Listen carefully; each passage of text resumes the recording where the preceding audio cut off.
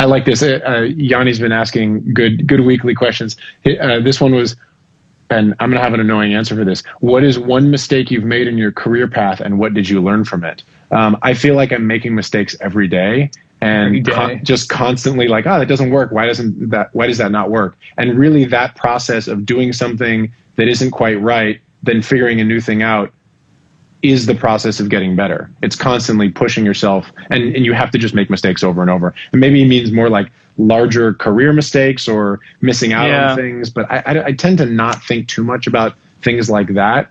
I'm really trying to move forward with stuff, but I don't know. Do you have thoughts about that at all? I have one thought comes to mind, which is saying yes to something that you know you're not the person for the gig. I've done it so many times just because I like the person, or I want to please, I needed the money at a certain time. Like, I don't know, whatever the reason I said yes, it's normally because I like to be a people pleaser. I like to help out and I'm kind of growing out of that. I think the most amount of mistakes I've made have been saying yes to things I just knew better for. And learning from that is a constant. It's a daily thing now. It feels so good to say no, and not because I don't like something, because I'm just like, what am I going to do to this? Like, I'm not the guy for this. Like, why are you coming to me? You think I'm going to make it sound more like this record? Like, that's not the source material, you know? So I don't really feel like I make many mistakes, and not in a cocky way. I don't view them as mistakes. I always view things as a learning experience. But I think I've made mistakes saying yes when I knew better. Well, I'll say two things about that. One, as regards to mistakes, I think the process of being creative is going in with an intention and receiving something different than you intended. And then how you move with that dictates the kind of things you create, because whatever you think the mix is supposed to sound like, or the song will feel like, or the vocal will be, or whatever, it's never exactly what you think it's going to be, or very, very rarely. And how you adjust to that is really what dictates what your creative life is like. In terms of saying yes to things that you shouldn't, I think maybe to back out and get to sort of what's it called? The 1,000-yard view, the meta view. I think everybody should, as you go along in this industry or in this art form, it's important to really be aware of what your tendencies are, because there are people like you who, you're a people pleaser. You have said yes to a number of things over the course of your career that you probably should have said no to, but you didn't want to bum people out. There's people on the other side I know as well, and I'm a bit of both. But there are times when I've said yes to things where I'm like, yeah, sure, I'll just do it. And you commit to something, and I probably shouldn't have, and then it's just like, I don't want to do this, and it's not great. I'm not doing my best work, and all this.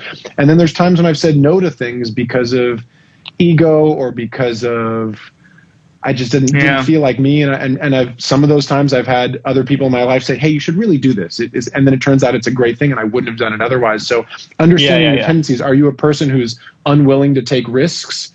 You should say yes to more things. If you're a person who's too much of a people pleaser and you're not doing the things you really love, learn to say no more. I mean, understanding your own tendencies finding yourself on that spectrum. Yeah, it will benefit you greatly in the long term of this industry, because things shift a lot and very quickly.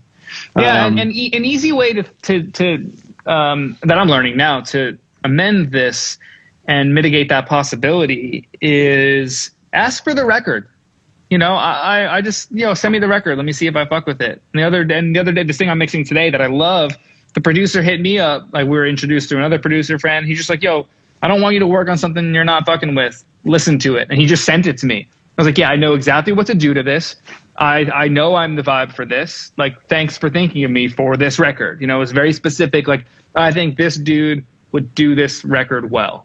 And that's the optimal. That's like the extreme on the side of what you want all the time.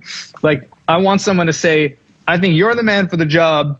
I know you'll get this vibe, and I love the artist, and I like the producer. Like, that's not all the time by any means, but that was one of those times where it all lined up, and I'm having a blast. Like, I can't wait to, not that I can't wait to get off this thing. I love going live with MattRad, but I can't wait to get back to it. I'm thinking about the song, like it's in my head.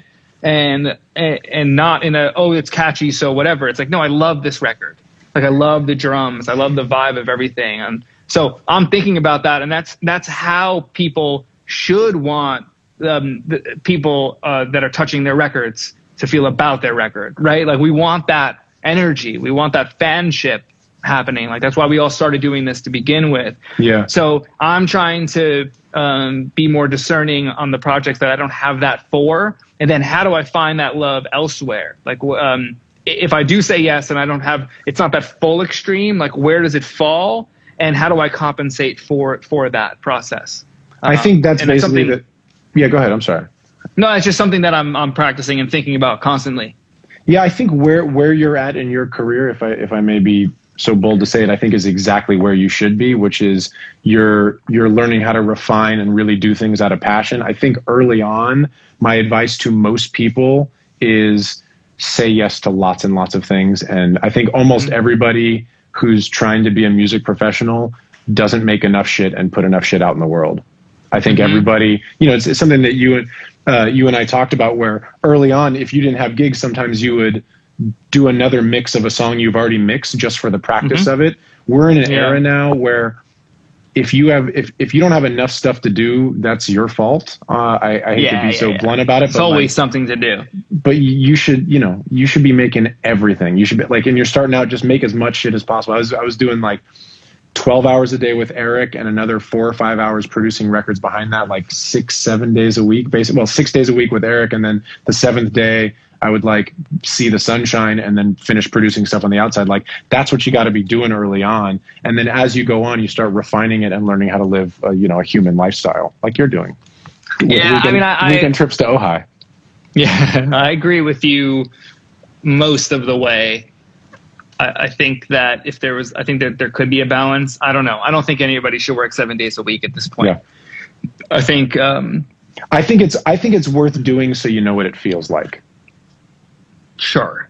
And sometimes you're going to have to do it if a big album comes and they need it. That's why. A week or to know how it feels, like, yes, but you have to be discerning on when to do that and when not to do that. So yes, do it for a bit. And when to do it is early in your career, when you can be 20 and just like live in a recording studio for a couple of months. And you can recover fast from being overworked and overtired and malnourished and all those things that I can't necessarily get by even only at 34. I still don't feel like I can bounce back as fast. Part of that too is just doing it enough where I've said this a few times to people in the last year or two, like, I don't drink much alcohol at all anymore because a glass or two of wine at night or a beer or a drink or something like that, the next day I feel like I'm 95%, and I know that 5% difference now because I've done this enough. Yeah, and I didn't notice it. I would produce records and go out with the band, and we'd be out till 3 a.m. Yep. We all be hungover the next day, and we just figure it out. Part of that's being 22, and you can just figure it out.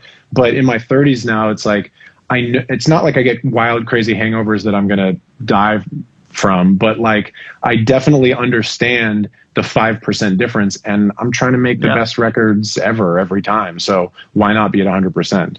Anyway, I also don't fully agree on the, and again, these are things I'm disagreeing with now from a vantage point, 100,000 yards out or whatever we were saying. Yeah. I think